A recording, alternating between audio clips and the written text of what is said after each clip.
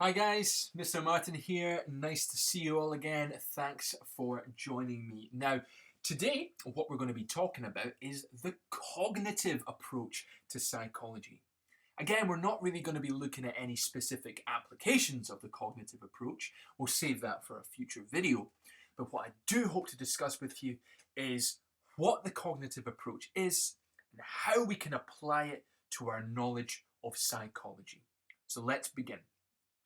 Here is a very basic flowchart diagram of one way we might think about how humans behave.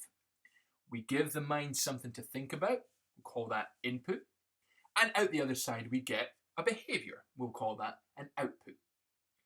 This is almost a very mechanical way of treating psychology. It kind of views humans as machines. You give it something to do, and out the other side the human does it. Cognitive psychology is not so much interested in this box, the input, nor are they really interested in this box, output. What a cognitive psychologist would be most interested in is the middle part here. So cognitive psychology revolves around the idea that if we want to know what makes people tick, then we need to understand the internal processes of their mind. How do we bridge the gap between input and output? What is the human mind actually doing? The best word that we can give these internal processes is cognition. Cognition is a lovely word. It quite literally means thinking or knowing, or perhaps coming to know would be a good translation. So cognitive psychology refers to the study of human mental processes and their role in thinking, feeling, and behaving. The best way to think about this is using the analogy of a computer made of meat. That is what to think about in terms of your brain, a computer made of meat.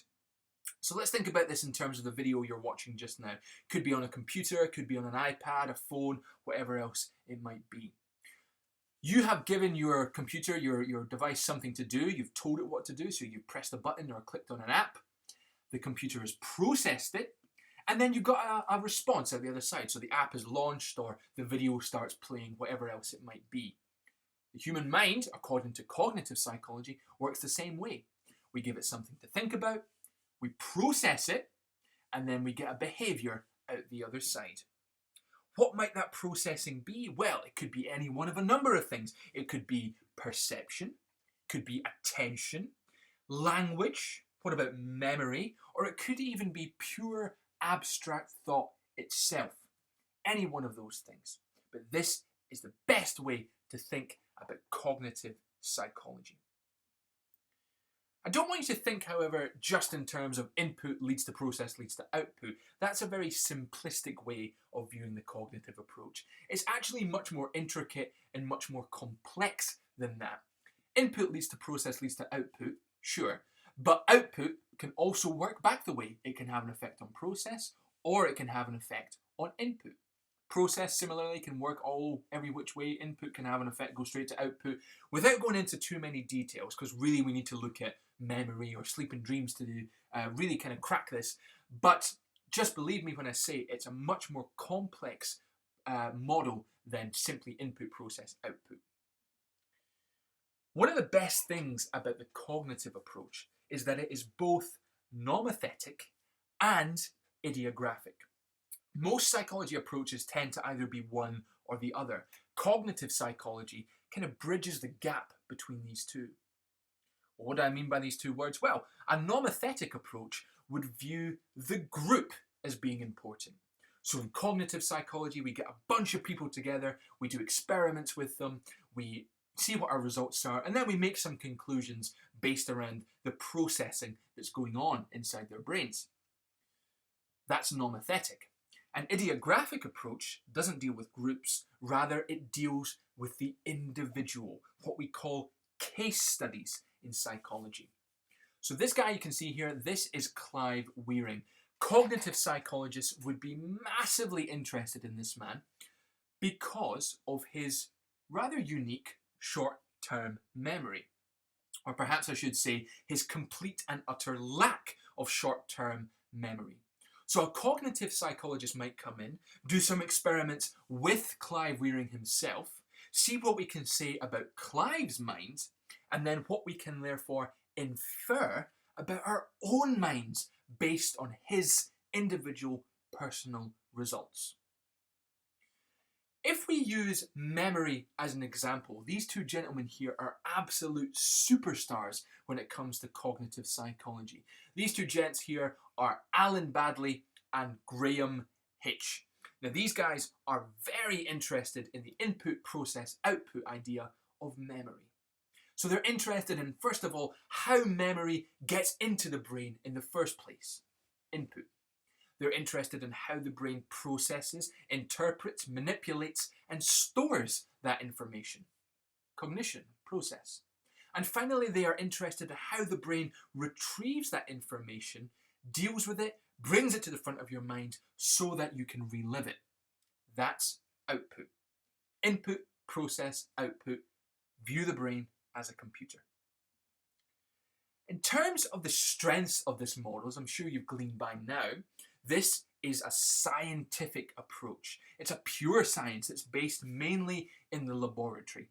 So our experiments tend to have a lot of weight behind them. They're reliable. They're valid. We can control for variables. It's pretty good science. Our conclusions are very, very good. Secondly, we have a huge amount, quite literally thousands of empirical studies that support the cognitive approach. Most psychologists in the world would class themselves as cognitive psychologists. So that's why there's so much evidence out there that says this is the one to listen to. And finally, it has a number of different and very successful applications. So for example, cognitive psychology is very much the domain of eyewitness testimony. Memory, forgetting, perception. We can even apply things like cognitive behavioral therapy, which is a way for us to treat things like eating disorders, depression, without ever giving that person a pill. It could be things like cognitive interview in a court of law where a detective might piece together a crime based around the cognitive approach. Or it could even be something like artificial intelligence. If we understand how our own minds work, perhaps we can build a computer that does the same thing. Very exciting.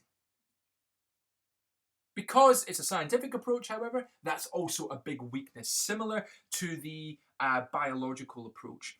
The great psychologist Rogers believes that the use of lab experiments by cognitive psychologists has general low ecological validity. It creates artificial environments due to the control over the variables. This would be nowhere near how a human would react in real life. So it's scientific, that's a good strength. It's also a big weakness of the approach itself. It ignores biology. Things like sex hormones, testosterone, estrogen, they can really affect the way that we process information. If we're stressed, we tend to treat things differently. If we are angry, we tend to treat things differently. So it ignores the biological aspect of psychology. So that is a really big weakness here. Finally, can we objectively study unobservable behavior? So the great behavioral psychologist Skinner, he criticizes this cognitive approach as he believes that only the external stimuli and the external response behavior, the output, can be studied, as these can be scientifically measured. We can watch them happen, we can note them down, we can record them. Therefore, what he argues is that cognitive processes, the link between input and output, doesn't even exist in the first place because they can't be seen and they can't be measured. Food for thought. Finally, is the brain really like a computer? I mean, there's a few very important differences that we haven't mentioned here. A computer will do the same thing day in, day out if you tell it to. The mind doesn't process information like that. Computers don't have emotions. Computers don't get tired, they don't get stressed. There's 1,001 different ways that your brain can be different to a computer. So really the analogy isn't that much of a good one if we're being honest.